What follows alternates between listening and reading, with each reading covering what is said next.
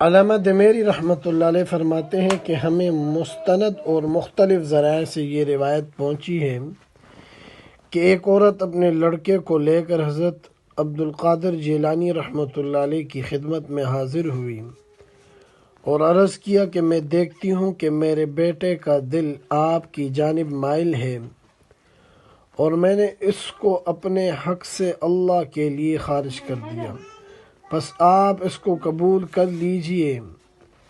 پس شیخ نے اسے قبول کر لیا اور اسے مجاہدہ اور سلوک و طریقت کا حکم دیا۔ پس کچھ دنوں کے بعد اس کی ماں شیخ کے پاس آئی، پس اس نے اپنے بیٹے کو دیکھا کہ وہ بہت کمزور ہو گیا ہے اور بھوکا رہنے کی وجہ سے اس کا رنگ زرد ہو گیا ہے۔ اس نے یہ بھی دیکھا کہ اس کے بیٹے کے لیے جو کھانا لایا گیا اس میں صرف جو کی ایک روٹی تھی۔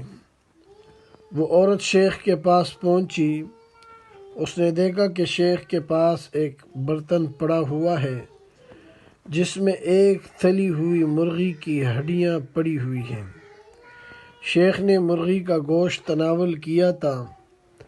اس عورت نے کہا کہ حضور، آپ مرغی کا گوشت کھاتے ہیں اور میرے بیٹے کو جو کی روٹی کھلاتے ہیں۔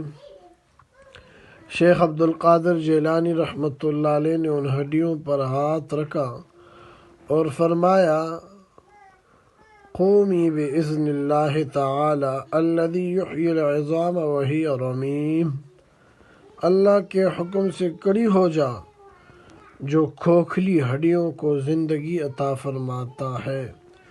پس مرغی صحیح و سالم کھڑی ہوئی اور چیخنے لگی۔ شیخ عبد القادر جیلانی رحمۃ اللہ علیہ نے اس عورت سے فرمایا کہ جب تیرا بیٹا ولایت کے اس مقام پر پہنچ جائے گا تو یہ اپنی چاہت کے مطابق کھائے گا۔ بس میرے بھائیوں دوستو، ہمیں باطن کی طرف بھی نظر دورانی چاہیے۔ ظاہری جو باتیں ہوتی ہیں ان کے اوپر اپنا فیصلہ نہیں سنانا چاہیے۔